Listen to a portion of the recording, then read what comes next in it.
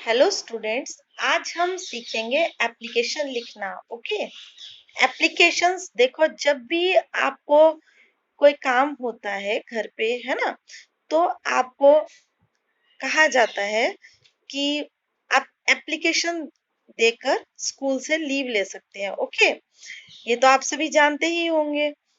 तो एप्लीकेशन हमें, अब आप 6 क्लास में आ गए हो तो आपको एप्लीकेशन लिखना आना ही चाहिए इन इंग्लिश। ओके, इंग्लिश में आपको एप्लीकेशन किस तरीके से लिखनी है वो आज हम आपको बताएंगे। ओके, एप्लीकेशन देखो, आज आपको दो प्रकार की एप्लीकेशन मैं बताने जा रही हूँ। फर्स्ट है urgent piece of work. Okay, तो चलो, अर्जेंट पीस ऑफ वर्क का मतलब क्या होता है कि अगर आपको घर में कोई जरूरी काम आ जाए तो उसके लिए अगर आप छुट्टी लेते हो तो उसके लिए आप एप्लीकेशन इंग्लिश में कैसे लिखोगे। ओके, तो देखो, पहले है application urgent piece of work, यानी कि घर पर जरूरी काम होने के कारण अगर आप छुट्टी ले रहे हो तो आप एप्लीकेशन कैसे लिखोगे। अब देखो, यहाँ पर सबसे पहले आपको यहाँ पर टू लिखना है। ओके, सबसे पहले टू लिखना है, फिर उसके बाद द प्रिंसिपल। ओके, प्रिंसिपल का पी हमेशा कैपिटल ही होना चाहिए। बहुत से स्टूडेंट्स का देखते हैं हम कि पी स्मॉल कर देते हैं, नहीं, पी प्रिंसिपल वाला पी आपको कैपिटल ही लिखना है। ओके, फिर यहाँ पर आपके स्कूल का नाम, जो भी आपके स्कूल का नाम है वो आपको स्कूल का नाम लिखना है, और स्कूल के नाम का फर्स्ट लेटर आपको कैपिटल लेटर ही लिखना है। ओके, समझ गए कि स्कूल का आपका जो भी नाम है उसमें आपको जो फर्स्ट लेटर है, जैसे यहाँ पर दिल्ली पब्लिक स्कूल है ना, तो दिल्ली का डी कैपिटल लिखा है, फिर पब्लिक का पी कैपिटल लिखा है, फिर स्कूल का एस कैपिटल लिखा है।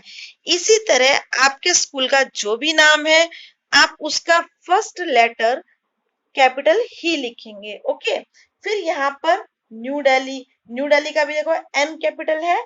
ऐसे ही आप जिस भी जगह रहते हैं उस जगह का नाम आपको कैपिटल लेटर में लिखना है। ओके, नेक्स्ट हमारा आता है सब्जेक्ट, कि हम किस सब्जेक्ट पर एप्लीकेशन लिख रहे हैं, है ना।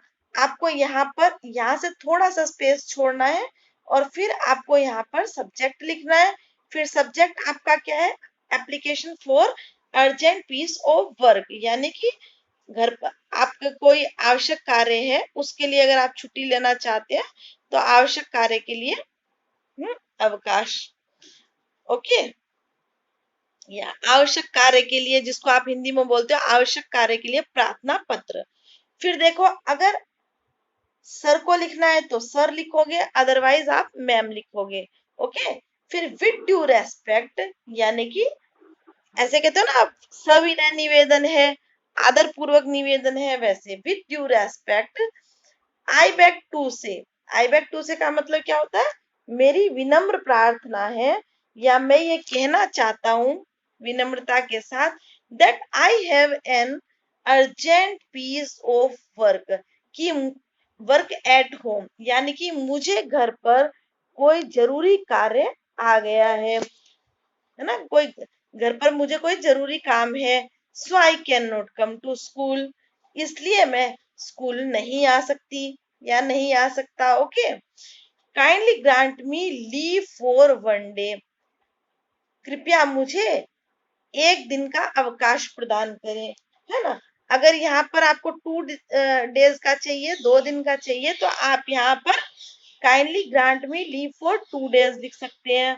Okay, I shall be very thankful to you, यानी थैंकफुल का मतलब कृतज्ञता, है ना, कि मैं आपके प्रति बड़ी ही कृतज्ञ होंगी, है ना, अगर आप मुझे अवकाश प्रदान करेंगे तो मैं आपकी आपकी बहुत कृतज्ञ होंगी। थैंकिंग यू, धन्यवाद। ओके, थैंकिंग यू यानी धन्यवाद, फिर योर ओबिडेंटली, ओबिडेंटली यानी आज्ञाकारिणी, ठीक है। और अगर अगर कोई स्टूडेंट बॉय स्टूडेंट लिख रहा है तो वो योर्स ओबिडेंटली का मतलब आपका आज्ञाकारी हो गया, और अगर लड़की लिख रही है तो आपकी आज्ञाकारिणी। ओके, दोनों दोनों सिचुएशन में आप ओबिडेंटली लिख सकते हो, इसमें आपको कोई कंफ्यूज होने की जरूरत नहीं है। फिर आपको नाम लिखना है, जो भी आपका नाम है इस जगह आपको अपना नाम लिखना है। क्लास आपकी जो भी है इस जगह आपको अपनी क्लास लिखनी है। ओके, यहाँ पे आपको अपना रोल नंबर लिखना है, फिर आपको जो भी डेट है वो इस तरीके से लिखनी है।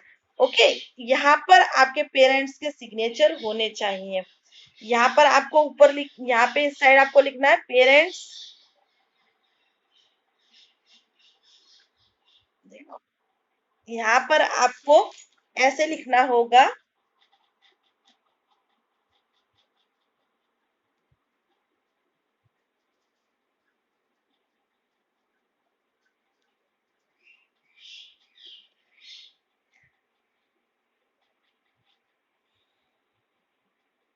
ओके, यहाँ पर आपको इस टाइप से लिखना होगा, ये आर है,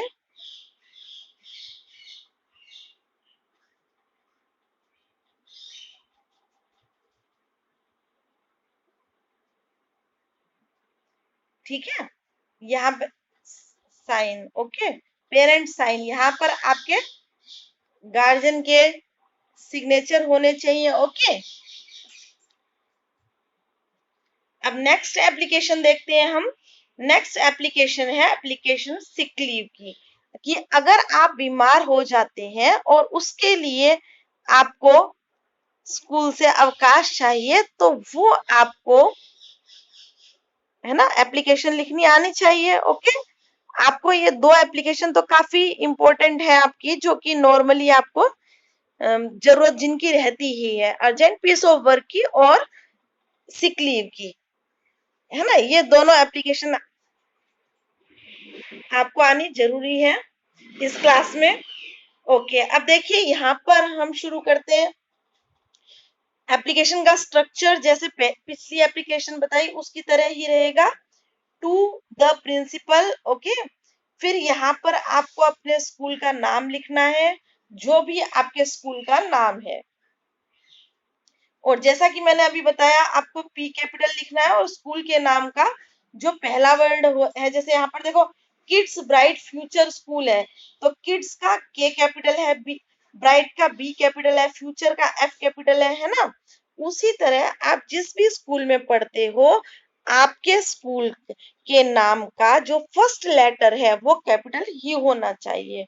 ओके, फिर यहाँ पे कोलकाता है, कोलकाता की जगह आप क्या, जिस जगह पे आप स्कूल जाते हो उस जगह का नाम लिखोगे। कोलकाता में आपका स्कूल कोलकाता में लिखोगे, है ना। रतनगढ़ में है रतनगढ़ लिखोगे, और यहाँ पर आप कैपिटल लिखोगे। ओके, कैपिटल लेटर लिखोगे। फिर आपका जैसे पिछली एप्लीकेशन में बताया था, सबसे पहले सब्जेक्ट होगा एप्लीकेशन फॉर सिक लीव, यानी कि बीमारी के लिए प्रार्थना पत्र।